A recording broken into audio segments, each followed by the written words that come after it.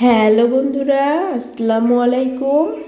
উত্তরবঙ্গ রান্নাঘর থেকে স্বাগত। আশা করি আপনারা খুব ভালো আছেন, আমিও খুব ভালো আছি। আমি আজকে আবারও নতুন একটি ভিডিও নিয়ে হাজির হয়েছি। আমি আজকে ইলিশ পোলাও রান্না করে দেখাবো। খুব সহজ প্রসেসেই এই ইলিশ পোলাও রান্না করা যায়। এইটি কিভাবে রান্না করে তাই আজকে আমি দেখিয়ে দিব।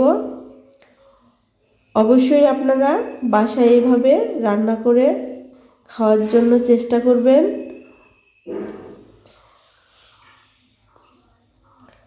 ভিডিওটি যদি ভালো লাগে তাহলে অবশ্যই একটি লাইক করে জানাবেন। চলুন তাহলে দেখানো যাক। আমি এখানে 4 পট পোলার চাল নিয়েছি। এগুলো আমি পানি দিয়ে খুব সুন্দর করে ধুয়ে নিব। দেখুন বন্ধুরা, আমি চালগুলো ধুয়ে নিচ্ছি।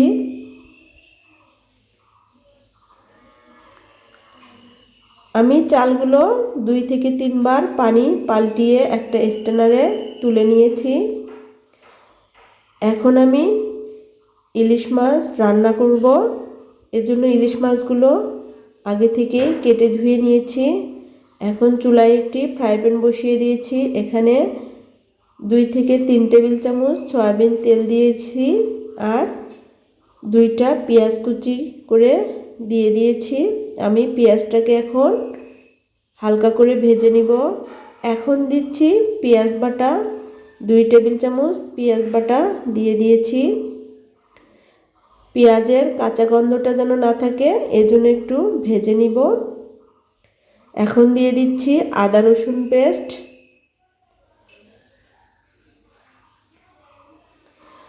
এখন দিচ্ছি হাফ চামচ কাঁচামরিচ বাটা। আপনারা অবশ্যই এই ইলিশ পোলাওতে কাঁচামরিচ দেওয়ার চেষ্টা করবেন। এখন দিচ্ছি 1 চামচ শুকনো মরিচের গুঁড়ো, 1 চামচ জিরার গুঁড়ো,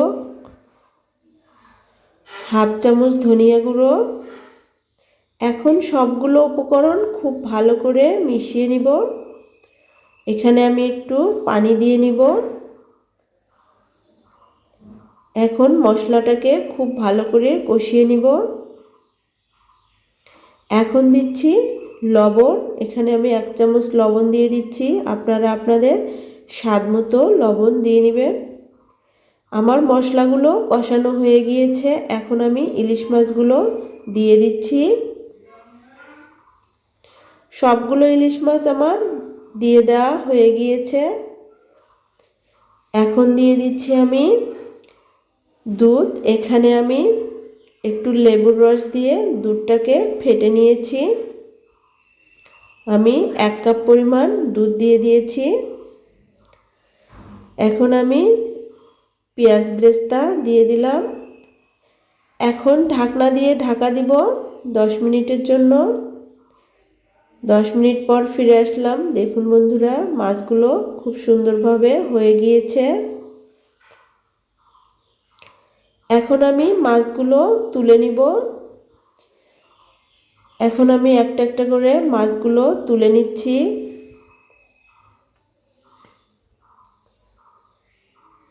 আমার সবগুলো মাছ তুলে নেওয়া হয়ে গিয়েছে। এখন একটি ফ্রাই প্যান বসিয়ে দিয়েছি। এখানে 3 টেবিল চামচ সয়াবিন তেল দিয়েছি আর দিয়ে দিয়েছি পেঁয়াজ কুচি। পেঁয়াজটা একটু ব্রাউন কালার করে নিব। আর 2টা দারুচিনি, একটা ছোট এলাচ দিয়ে দিয়েছি। এখন আমি যে চালগুলো ধুয়ে রেখেছিলাম ওগুলো দিয়ে দিয়েছি। এখন আমি একটু নেড়ে চেড়ে দিচ্ছি। এই চালগুলোকে খুব ভালো করে ভেজে নিব। 5-7 মিনিটের মতো চালগুলো ভেজে নিব। আর আমি আগে থেকেই যে ইলিশ মাছটা রান্না করেছিলাম, যে ঝোলগুলো ছিল ওই ঝোলগুলো দিয়ে দিচ্ছি। এখন এই ঝোলগুলোর সঙ্গে চালগুলো খুব ভালো করে মিশিয়ে নিব। আমার মেশানো হয়ে গিয়েছে। এখন আমি গরম পানি দিয়ে দিচ্ছি। যে কয়েক পট চাল তার ডাবল পানি দিয়ে দিতে হবে। আমি এই পরিমাণ পানি দিয়ে দিব।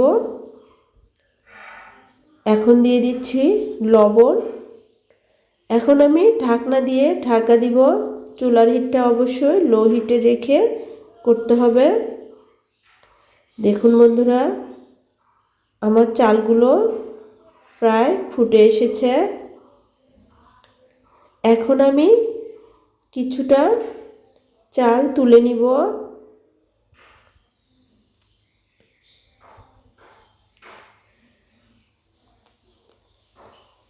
এখন সুন্দর করে আমি সমান করে দিব।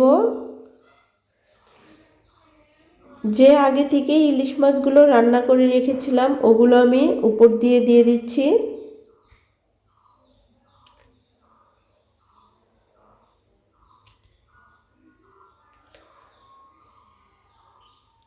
এখন বাকি চালগুলো উপর দিয়ে দিয়ে দিব। বাকি চালগুলো দিয়ে 10 মিনিটের জন্য ঢাকনা দিয়ে ঢাকা দিয়ে রাখবো। চুলার হিটটা অবশ্যই লো হিটে রাখতে হবে। দেখুন বন্ধুরা, কত সুন্দরভাবে হয়ে গেল আমার ইলিশ পোলাও। এখন খুব সাবধানে ইলিশ মাছগুলো আগেই বের করে নিতে হবে। আমি খুব সাবধানে ইলিশ মাছগুলো বের করে নিচ্ছি। দেখুন বন্ধুরা, কত সহজভাবে আমার এই ইলিশ পোলাও রান্না করা হয়ে গেল। আপনারাও বাসায় এভাবে রান্না করতে পারেন। এইভাবে রান্না করলে অনেক টেস্টি হয়ে থাকে, অনেক মজার হয়ে থাকে। আমি এখন উপর দিয়ে একটু ব্রেস্তা দিয়ে দিচ্ছি।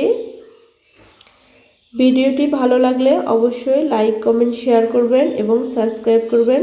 সকলকেই ধন্যবাদ।